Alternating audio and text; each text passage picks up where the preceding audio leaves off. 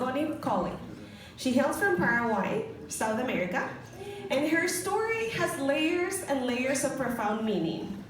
And I think that the story really places, in the circular nature of life. We can imagine that we have all been immigrants in the past, and that we will be immigrants again in the future. So with those words, please help me welcome to the stage, Anna.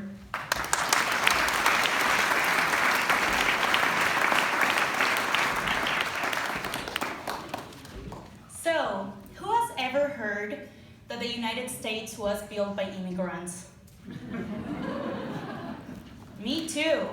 In fact, I heard a lot of it, to be honest, which is something amazing to hear, and it's also true.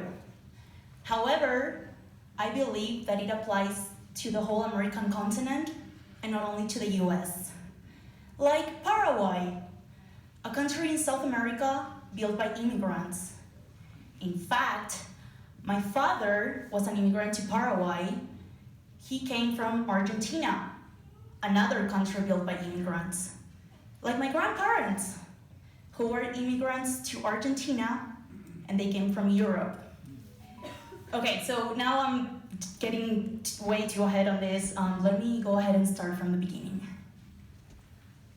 My family on my father's side came to the Americas after World War II.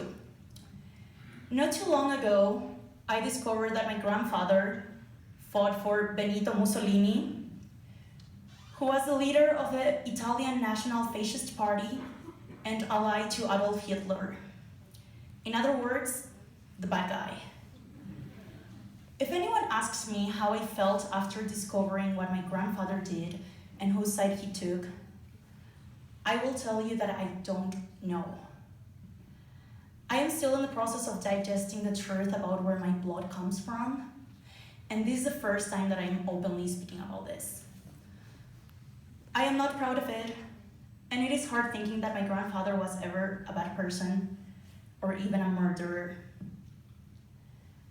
My grandfather took the first boat to the Americas after Mussolini got killed.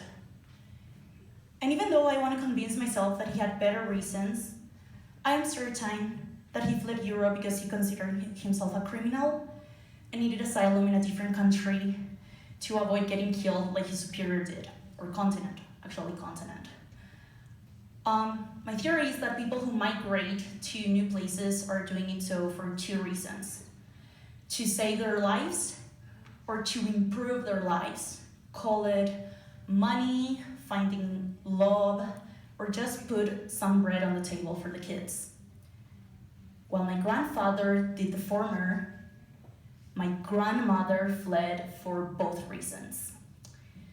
My grandmother, she was a teacher in Italy before the war took over, and after the war, the whole European continent was devastated. So she also took the first boat to America in hopes to save her life and to find another place to call home. My grandparents met in the boat that was heading to America. The boat was supposed to land in Uruguay, but due to some issues, it ended up landing in Buenos Aires, Argentina. That was a big turn of events, which changed the rest of their lives and the fate of the next generations.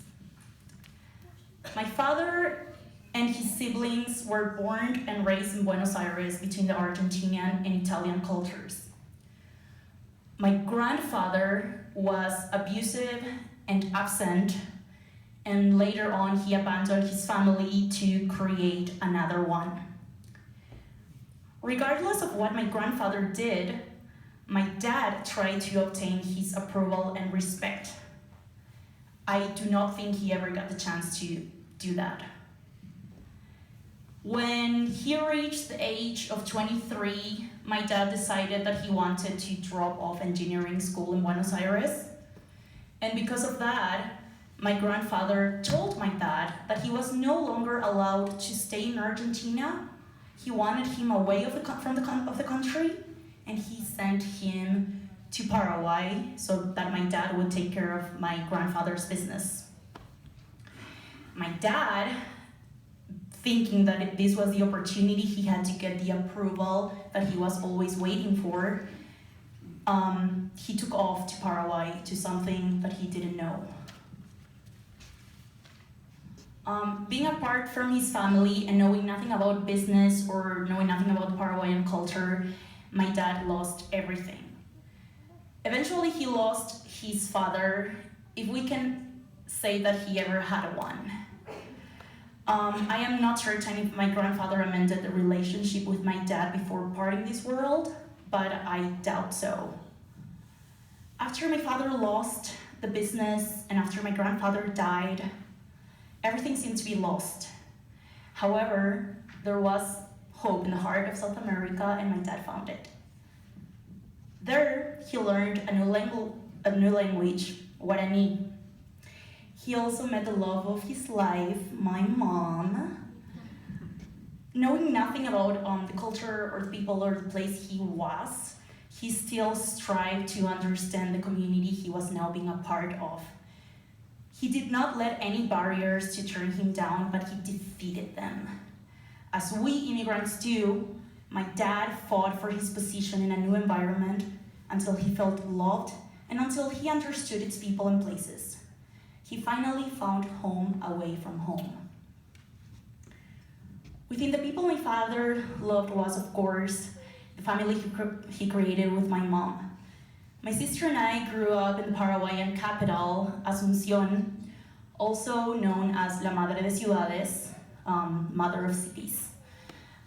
Asunción is warm, not just because of the weather, but because of its people.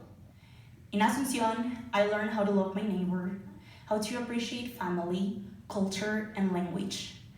From my parents, I learned the art of traveling and to know each place I have seen, training my soul on how to hug new places and training my heart on how to keep all the memories that I gathered around. What I learned from my country was the biggest tool that I used when I became an immigrant myself. I first came to Steamboat as a temporary worker or J1 during the winter season in 2014. By then I was 22 years old, and in Steamboat I met my husband, Colin. I officially moved here in 2015, and even though it was one of the hardest things I ever had to do, it was completely worth it and one of the most amazing things that ever happened to me. Parting from my friends and family was a very hard experience, which still hurts. My first years here especially were the toughest one. I had a hard time adapting even in this town that is super friendly. I know a little bit about the country and I felt more like a visitor rather than someone who was actually living here. So by having those feelings, I was letting a cultural barrier grow between me and my surroundings.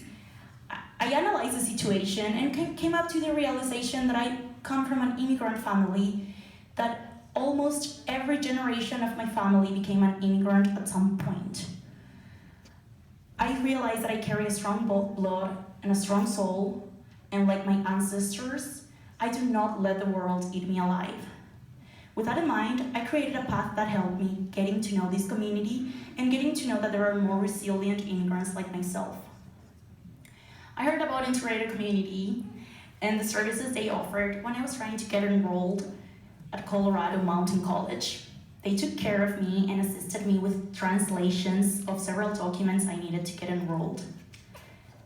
I will be eternally grateful for the opportunity life gave me to meet such a wonderful organization composed by awesome people who care about other people and who help and assist people to feel comfortable and safe. Through Integrated Community, I heard about a training for community interpreters which opened a new door for me, the one of translation and interpretation. Assisting people with their language and sometimes cultural barriers made me realize that by helping others, I was helping myself. I am now a certified paralegal who spent over a year as a paralegal intern for an immigration law firm based in Dillon. I assisted asylum seekers fled their countries because their lives and their families were in danger. To me, they are superheroes who who took the right decision of not letting their kids getting killed by a member of a gang or by their own government. To me, they are brothers and sisters who regardless of color, race, and where they came from, are as valuable to this community as any other person. To me, their lives matter as my own life, and that is why I'm looking to being of any help and service to the members of this community as long as I live. To me, all of us are superheroes. Your presence in this community matters, and as a good friend of mine says, we are not here to thrive. Sorry, I messed that up. We're not here to survive, we are here to thrive. That's all, thanks.